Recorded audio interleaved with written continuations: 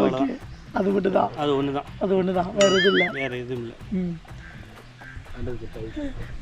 நீங்க ஒன்றுமே வேணாங்கிறீங்களா?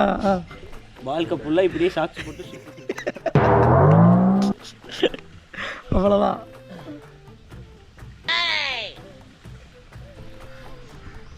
லவ் கிட்ட பண்ணிருக்கீங்களா? மனசெல்லாம் பொண்ணா இருக்கு தம்பி. சரி சொல்லுங்க, உங்களோட ஒரு ஒரு பெரிய ஸ்டோரியா இல்லைனாலும் ஒரு சின்னதாக கொஞ்சமாக இப்படி ஆயிடுச்சு அப்படிங்கிற மாதிரி லவ் பண்ணியிருந்தீங்களா? இப்படி ஆயிடுச்சு, எப்படி ஆயிடுச்சு? அதெல்லாம் வேணாம் ப்ரோ, ரொம்ப கஷ்டம். ரொம்ப கஷ்டப்படுறீங்களா?